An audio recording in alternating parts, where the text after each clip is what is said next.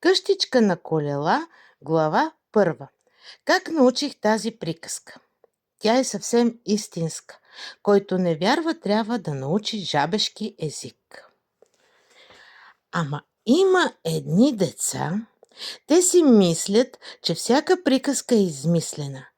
Това е вярно, но тази приказка за чудната къщичка на колела е съвсем истинска, защото не вярвам старата зелена жаба да лъже. Седях си на брега и ловях риба. От лявата ми страна плетеното кошче, от дясната кутията с червиите.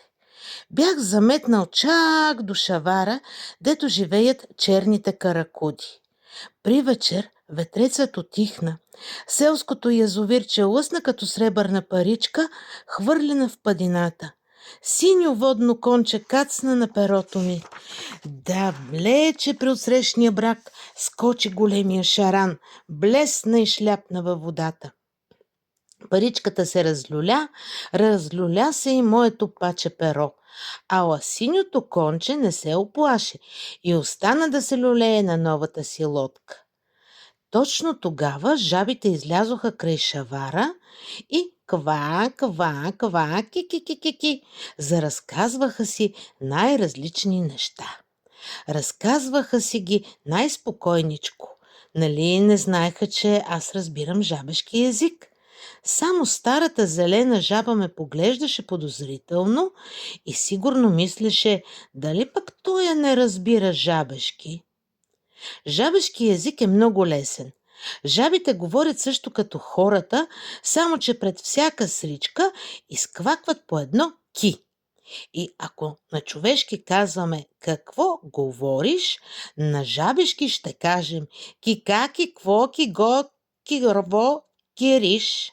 Щом жабите видят щъркела, всички колкото им глас държи крещят. Кищър киркел, кищър киркел, и всички се скриват в най-скришните места. А аз си седях на брега и се преструвах, че уж ловя риба. И гледах съвсем на другата страна, само си наострих ушите, за да не изпусна нито една дума.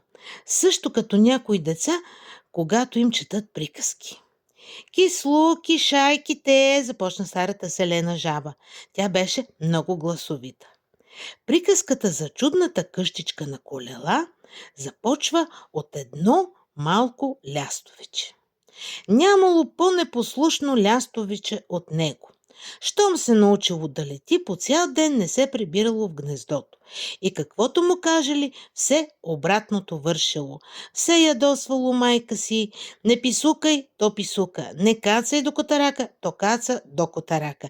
И котарака цап с лапата за малко да го лови. Ей, такова лястовиче било. Един ден лястовицата майка му казала: тия дни ще отлитам на юг, за Африка. Не се отдалечавай много от гнездото. А малкото лястовиче напук, фър до реката, фър до гората.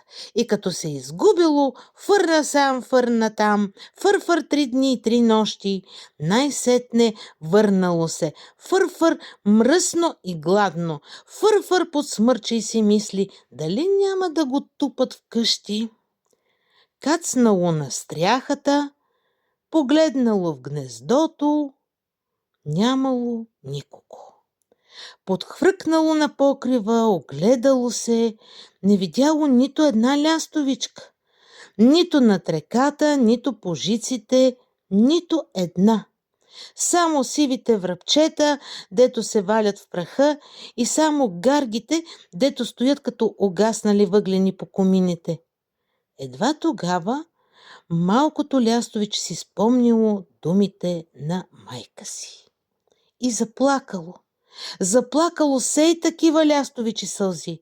Потеклите по керемидите, по улиците, по капчуците, по плочките, за малко да удавят една мравка. Олеле, не искам йод! Кики, какво? Попитало едно малко жабе. Ки йод, повторила му старата зелена жаба. Тя беше много добра. Олеле, ох, олеле! В дворчето тичал Гого. Тичал и се чудел къде да бяга, къде да се скрие. След него тичала майка му с шишенце йод, а след нея баба му с памук в ръцете. Чакай, извикала майка му. Чакай, Гого, чакай, баби, повтаряла баба му. Гого не чакал, а от дворчето било малко, да го хванали. Майка му държала ръцете, а бабата го мацкала сьот под разкотините на лакътя. Боли, викал Гого, щипе, стой мирно, дръж се като юнак. Дръж се като юнак, баби. И намацала целия му и лакът с йод. Сетни си тръгнали, майката с шишенцето, бабата с памук. А Гого как се мъчил да си духа на лакътя, та да не го щипе толкова много. Но лесно ли е да си духаш на лакътя? Опитайте се, ще видите. Трябва да се завъртите ей така, като геврек. Кика, Гого останал под смърча и да си мисли, че на света няма нищо по-страшно от йода. И изведнъж видял мравката, която бягала пред лястовичните сълзи. О, учудил се Гого. Няма облаци, а вали дъжд. Ох, никакъв дъжд не вали, аз плача. Кой плаче? Ох, аз горкото малко лястовиче. Ей, че си ревлю, защо плачеш?